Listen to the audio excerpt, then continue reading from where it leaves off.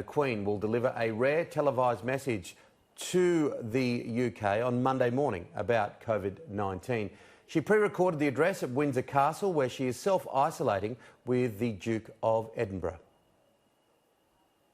Inside Windsor Castle, the Queen has been constantly updated as the country has faced one of its greatest challenges. Now, 2 weeks after she left Buckingham Palace, the moment has come where she'll speak directly to the nation. She's grandmother to all of us in a way, and represents a nation that survived the Second World War and yet is itself particularly challenged by this silent virus. Messages like this to the country and the Commonwealth are incredibly rare. During her 68-year reign, the Queen has only delivered a televised address like this on 3 other occasions: the Gulf War, the death of Princess Diana. She was an exceptional and gifted human being. In good times and bad, she never lost her capacity to smile and laugh. And the death of the Queen Mother. Ever since my beloved mother died over a week ago, I have been deeply moved by the outpouring of affection which has accompanied her death. As Britain's longest-serving monarch, she has witnessed so many tumultuous events. No doubt a source of solace for her 14th Prime Minister and hugely important to her government. There will have been representations from Number 10 to the Palace to say that they think it would be a great idea for the Queen to come out and speak, particularly at a time when people have been isolated or out of their communities for so long. The timing of this message was always going to be significant, with the Palace and the government working closely together to choose the perfect moment they hope will have the maximum impact. And the run-up to Easter does seem to be a good choice, potentially allowing Her Majesty to talk about keeping faith at a time when many people would usually have their families around them. But coronavirus has meant they can't be as hands-on. Prince Charles opening the new NHS Nightingale Hospital via video link, a first for the royal family. I can only offer my special thoughts and prayers to all those who will receive care within it. And let us hope, ladies and gentlemen, that it will not be too long before this terrible disease has left our land. In a written statement, the Queen promised that her and her family stood ready to play their part. And that's what she'll do on Sunday. Rhiannon Mills, Sky News in Windsor. Joining us now from the United Kingdom, of course, for our regular Saturday chat, Trent Murray, journalist at Euronews. And let's get straight to that message from the Queen. As we've seen, hasn't happened a lot in the past, Trent. Yeah, good morning, Tim. That's right. A very rare occasion for the Queen to take to the television screens here in the UK, as we heard in the package there. It has only happened 3 times in the past: the Gulf War, the death of Princess Diana just behind me at Buckingham Palace, and of course the death of the Queen Mother. But it does show just how serious the situation is becoming here in the UK and indeed the world.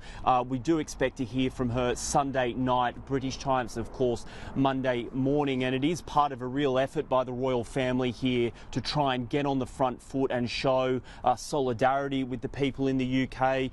Prince Charles, again, as we heard, opened that new hospital that is expected to start taking coronavirus patients in the next couple of days. He opened it via video link. Of course, he himself still recovering somewhat from the disease.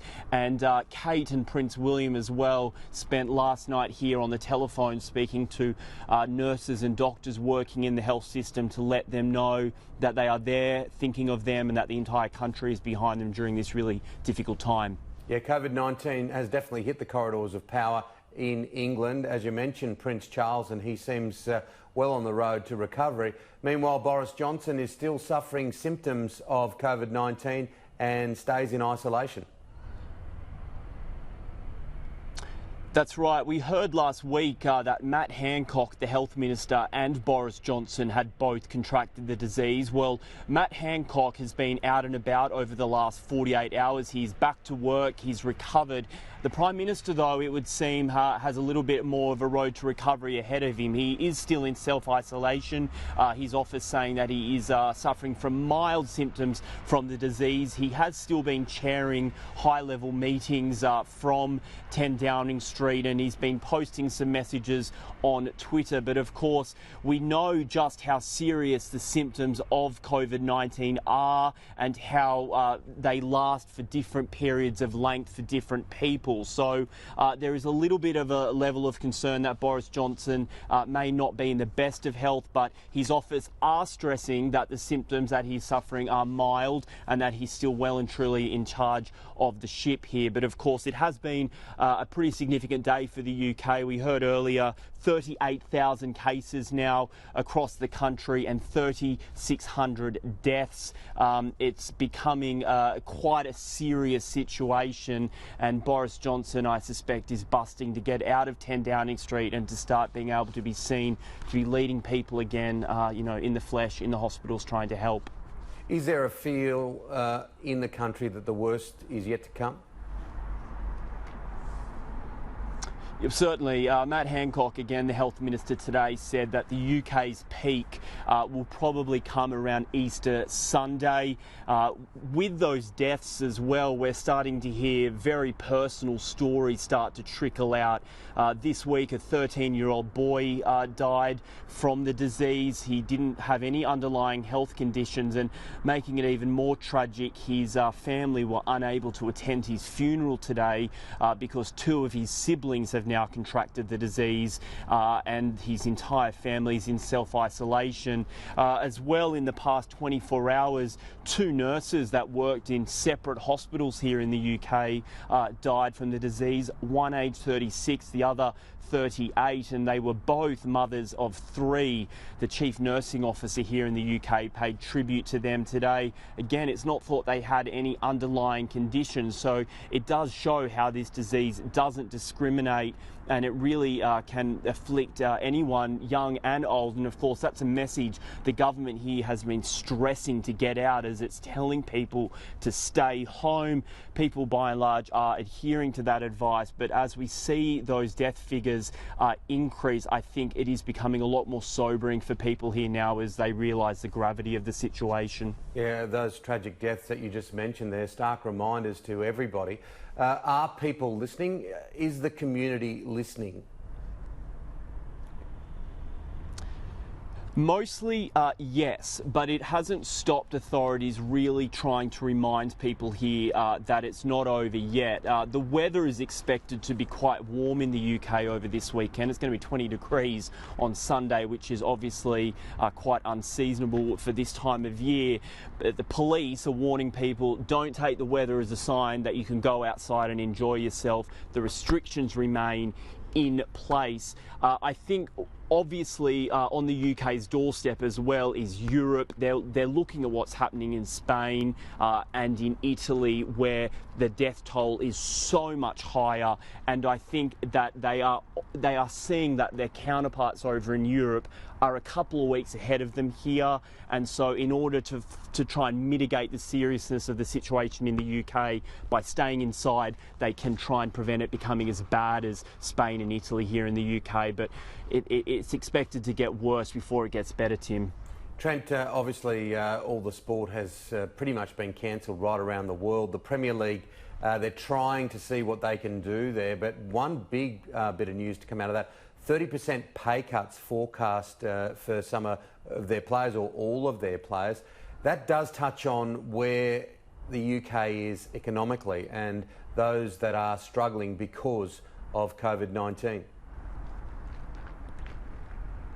That's right, yeah, we heard from the Premier League today that the season wouldn't resume in May as it was slated to. I mean, I don't think there's any surprises there. They said they would resume the game when the situation was safe again. And as part of that, yeah, a 30% pay cut for some of their top-tiered players.